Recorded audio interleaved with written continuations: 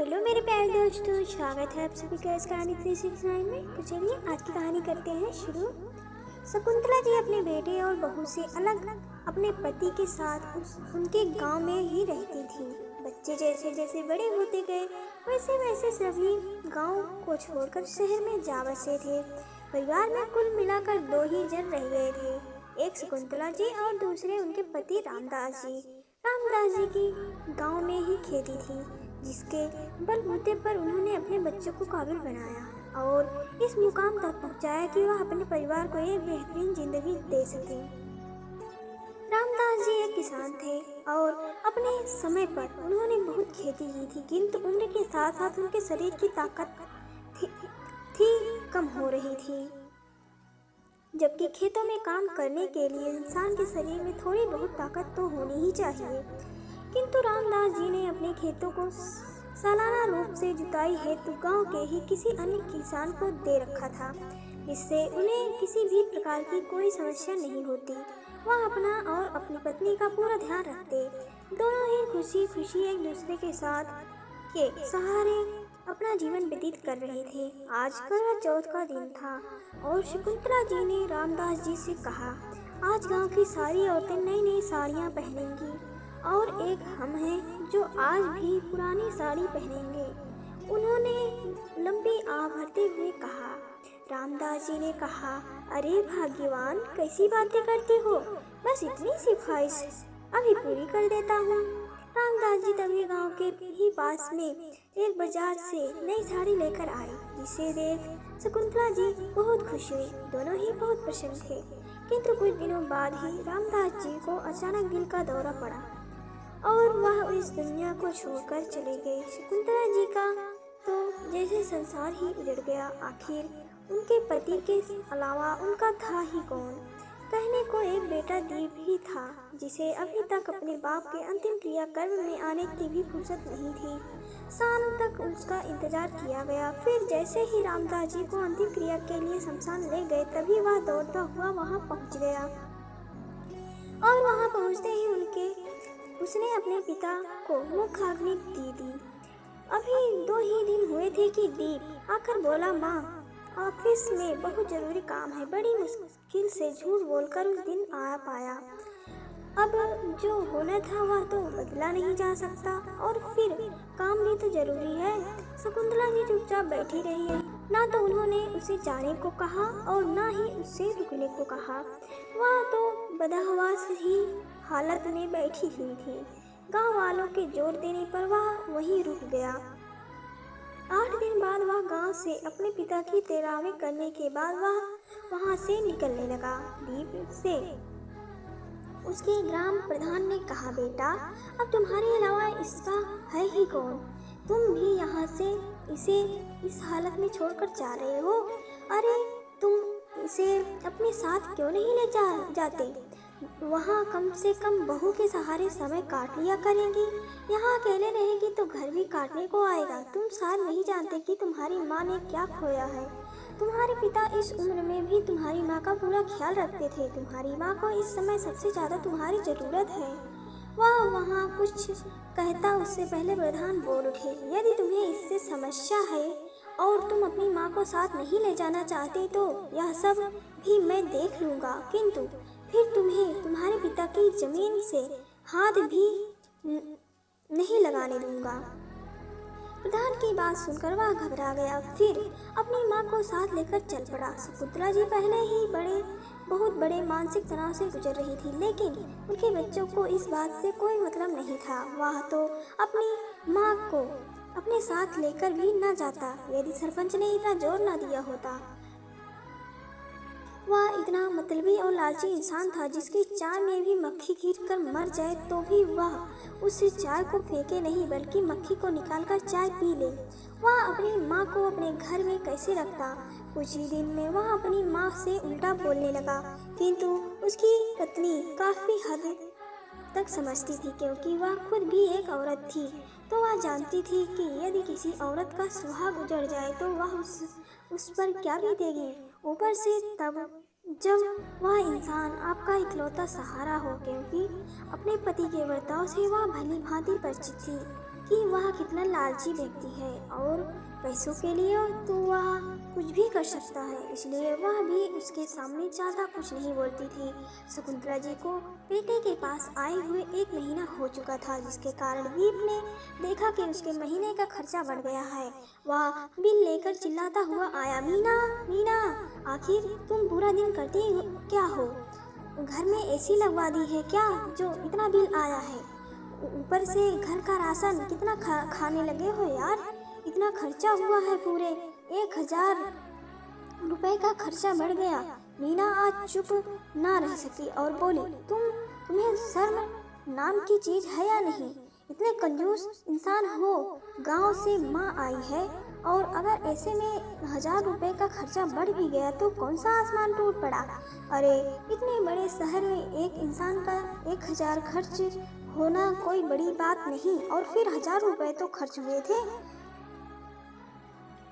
जब तुम माँ को गांव से लेकर आए तो कुछ पैसे किराए में भी तो खर्च हुए होंगे, और फिर वह तुम्हारी माँ है, तुम्हें उनकी ज़रूरतों का ध्यान रखना चाहिए, और तुम हो कि अपने खर्चों का ध्यान रख रहे हो।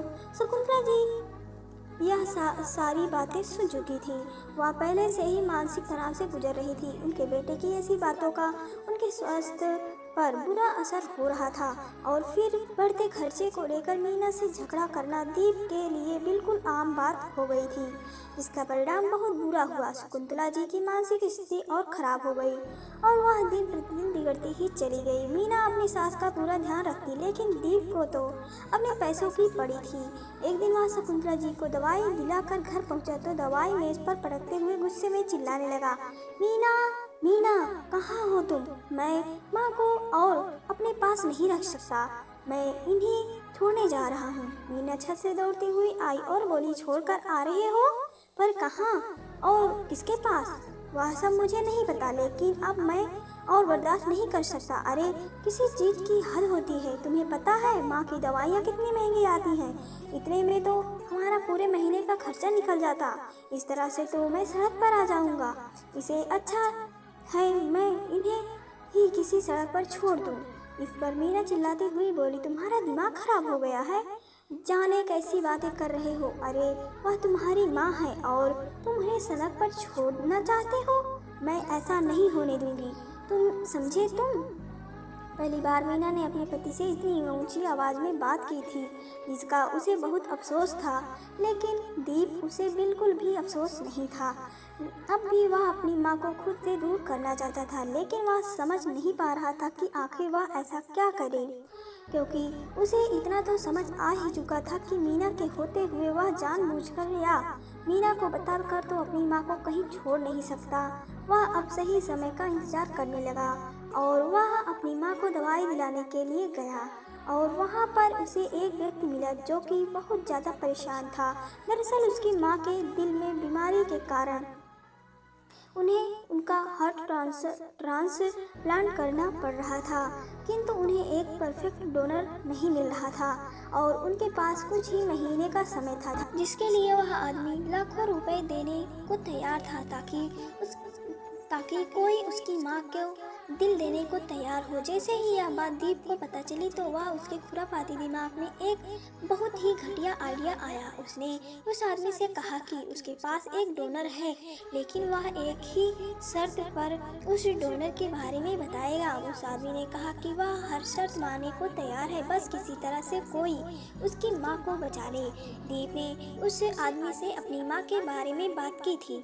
वह आदमी भी अपनी माँ को बचाने के लिए हर बात मानने को तैयार था, और फिर जब तक खुद का बेटा ही ऐसा हो तो किसी दूसरे से क्या उम्मीद रखनी।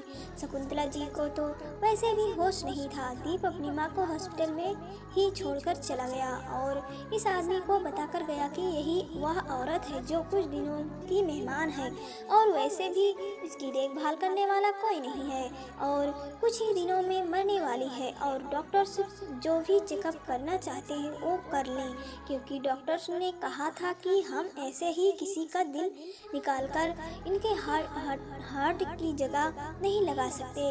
इसके लिए कुछ चेकअप करने होते हैं। जब सारी रिपोर्ट देख ली जाएगी फिर ही पता चलेगा कि वह सही डोनर है या फिर नहीं। बस इसीलिए वह अपनी माँ को वहीं छोड़कर चला गया। और वह जैसे ही घर पहुंचा तो मीना उससे अपनी सास के बारे में पूछने लगी, लेकिन वह पहले तो चुप रहा। फिर जब मीना ने कई बार पूछा तो उसने कहा, माँ को जब मैं दवाई दिलाकर आ रहा था तो माँ मुझसे हाथ छुड़ाकर भाग गई। मैं उनके पीछे गया, लेकिन रास्ते में एक गाड़ी आ गई और माँ पता नहीं कहाँ चली गई। मीना को यह सुनकर बहुत अजीब लगा। वह बोली, कमाल है, तुमसे हाथ छुड़ाकर तुम्हारी माँ, जिसकी मानसिक स्थिति भी ठीक नहीं है, वह भाग गई और तुम यहाँ आराम से बैठे हुए हो। दीप बोला, और तो मैं क्या करता, 24 घंटे से पहले तो पुलिस वाले भी कोई कार्रवाई नहीं करते, फिर ऐसे में मैं क्या करता, बताओ तुम ही। मीना चुप हो गई, पर यह बात उसे हजम नहीं हो रही थी। वह 24 घंटे बीतने का इंतजार करने लगी, लेकिन जैसे ही सुबह हुई दीप जल्दी जल्दी उठकर नहा धोकर तैयार हुआ और निकल गया। और हॉस्पिटल में जाकर उस व्यक्ति से वह डॉक्टर से बात की, और जब डॉक्टर्स ने बताया कि शकुंतला जी उस अमीर व्यक्ति की मां के लिए एक परफेक्ट डोनर है, तो दीप की जैसे लॉटरी लग गई। उसकी आंखों में पैसा तैरने लगा और वह उस अमीर व्यक्ति से बोला, देखो भाई, ये मेरी माँ है और मैं कुछ लाख के लिए अपनी माँ की जान दांव पर नहीं लगा सकता। आखिर माँ के प्यार को कोई इतनी कीमत कैसे आंक सकता है, थोड़ा तो सोचना चाहिए। तो वह आदमी बोला, 50 लाख दिए। दीप को और लालच आया और वह बोला, 50 लाख मेरी माँ के जिस दिल में मेरे लिए इतना सारा प्यार होगा, उसे मैं मात्र 50 लाख में बेच दूं। वह आदमी फिर बोला, 1 करोड़। दीप को लगा कि इससे अच्छा मौका फिर नहीं मिलेगा, इसलिए वह लालचवश बोला, आप अपनी माँ के लिए बस 1 करोड़ दे सकते हैं। तो वह आदमी बोला, तुम खुद बताओ तुम्हें कितने रुपए चाहिए। तो दीप बोला, ज़्यादा नहीं, बस 10 करोड़ रुपए। इतने रुपए मुझे दे दो, फिर चाहे जो करना मेरी माँ का। आप हाथ निकालना, पैर निकाल या फिर आंखें, मुझे कुछ नहीं पता, तुम मुझे पैसे दे दो, मैं इसे यहीं छोड़ जाऊंगा। उधर जब मीना उठी तो वह सोचने लगी कि आज दीप इतनी सुबह सुबह कहाँ निकल गया, जबकि रोज तो वह इस वक्त तक सोया रहता था। उसे कुछ गड़बड़ लगी तो वह तुरंत ही अपनी सास की फोटो लिए पुलिस स्टेशन चली गई और वहां जाकर उसने उन्हें सारी बात बता दी। कांस्टेबल ने कहा कि 24 घंटे से पहले हम कुछ नहीं कर सकते, लेकिन जैसे ही इंस्पेक्टर ने यह सारी बात सुनी, उसने मीना से बात की और पूछा कि सास दवाई लेने के लिए कब निकली थी। वह वक्त नोटिस किया तो इस हिसाब से 24 घंटे हो चुके थे। FIR दर्ज करवाने के बाद वह पुलिस को लेकर हॉस्पिटल के लिए निकली, जहाँ से उसकी सास यानी कि शकुंतला जी की दवाई आती थी। उधर दीप सोच रहा था कि एक बार सारा पैसा मिल जाए तो वह यहाँ से कहीं दूर चला जाएगा। मीना को भी कोई ना कोई झूठ बोल ही दूंगा। उधर शकुंतला जी कल से ही नशे में थी, क्योंकि उन्हें नशीला इंजेक्शन दिया गया था ताकि वह ज़्यादा शोर न मचाए, और अब उन्हें ऑपरेशन थिएटर में ले जाया जा रहा था कि तभी हॉस्पिटल में मीना कुछ पुलिस वालों के साथ आई। फिर वहां गई जहां उसकी सास की दवाई मिलती थी, लेकिन वहां तो कोई नहीं था और डॉक्टर भी छुट्टी पर था। तो उसने वहीं पर बैठी हुई नर्स से डॉक्टर के बारे में पूछा तो पता चला कि डॉक्टर तो कई दिन से छुट्टी पर है। मीना ने अपनी सास का फोटो दिखाकर उससे पूछा तो नर्स बोली, जी हाँ, ये कल यहाँ आई थी, इनके साथ एक आदमी भी था। फिर वह कुछ देर तक रुका और दूसरे डॉक्टर से मिलने चला गया। उसके बाद मुझे नहीं पता, क्योंकि फिर मैं चली गई थी। मेरी जगह जो दिन में आई होगी शायद उन्हें पता हो। मीना ने दूसरे डॉक्टर के बारे में पूछा और उससे मिलने गई। वहां जाकर देखा कि डॉक्टर नहीं था। काउंटर पर पता चला कि डॉक्टर किसी का हार्ट सर्जरी करने गए हैं। मीना तुरंत ही ऑपरेशन थिएटर की तरफ दौड़ी और उसने वहां पहुंचकर देखा कि बाहर एक चेयर पर एक आदमी बैठा हुआ था जो कि बहुत परेशान लग रहा था। मीना ने जैसे ही उस आदमी को फोटो दिखाई, वह आदमी चौंक गया और ऑपरेशन रूम की ओर देखने लगा। यह आदमी बीमार औरत का छोटा बेटा था जिसे दिल की जरूरत थी। मीना को समझते देर नहीं लगी और मीना दौड़ती हुई गई और उसने जाकर ऑपरेशन रूम का दरवाजा पीटना शुरू कर दिया। पीछे से पुलिस भी आ गई। अंदर जहां ऑपरेशन चल रहा था, अंदर जाकर देखा तो शकुंतला जी का दिल निकलने की पूरी तैयारी हो चुकी थी और वह तो बेचारी बेहोश पड़ी हुई थी। उन्हें तो अंदाजा ही नहीं था कि उनके साथ आज क्या होने वाला था कि तभी कंधे पर बैग लटकाए दीप बाहर से आ रहा था, जिसके साथ में वह अमीर आदमी भी था जिसकी माँ की दिल की जरूरत थी। दीप ने जैसे ही वहाँ मीना को पुलिस के साथ देखा वह वहाँ से भागने लगा, लेकिन पुलिस वालों ने उन्हें पकड़ लिया और अपने साथ ले गए। साथ में उसे भी लेकर गए जिसने दीप को इतने पैसे देकर दिल खरीदा था। थाने ले जाकर जब दीप की कुटाई हुई तो उसने सब सच बता दिया कि कैसे उस नीच इंसान ने पैसे की खातिर अपनी माँ का सौदा कर दिया, जिसके बयान से वह अमीर व्यक्ति रिहा हो गया क्योंकि दीप ने उसे झूठ कहा था कि मेरी माँ मरने वाली है। उधर मीना ने अपनी सास को उस जगह से बाहर निकाला व उन्हें पानी के छींटे मारकर होश में लाई। उसकी आंखों में आंसू बहे जा रहे थे। जैसे ही शकुंतला जी को होश आया मीना उन्हें गले लगाकर रोने लगी। शकुंतला जी अभी पूरी तरह ठीक नहीं थी, लेकिन वह इतना तो समझ ही रही थी कि मीना दुखी है। वह उसे चुप कराती हुई बोली, चुप हो जाओ बेटी, सब ठीक हो जाएगा, भगवान सब ठीक करेंगे। मीना भी अपने आंसू पोंछते हुए बोली, हाँ माँ अब सब ठीक होगा। और वह अपनी सास को लेकर चली गई। दोनों सास बहू सुख से घर में रहने लगी और धीरे धीरे शांत और सुखद माहौल मिलने के कारण शकुंतला जी के स्वास्थ्य पर भी अच्छा प्रभाव पड़ रहा था। अब धीरे धीरे वह ठीक होने लगी थी। मीना ने घर पर ही छोटे छोटे बच्चों को ट्यूशन पढ़ाना शुरू कर दिया था ताकि घर का खर्चा निकल सके, क्योंकि वह अपनी सास को इस हाल में अकेला छोड़कर नहीं जा सकती थी। फिर देखते देखते शकुंतला जी बिल्कुल ठीक हो गई और दोनों सुखी सुखी रहने लगे। पैसे कम थे लेकिन सुकून इतना था कि जितना आज तक जब उस घर में कभी नहीं रहा होगा।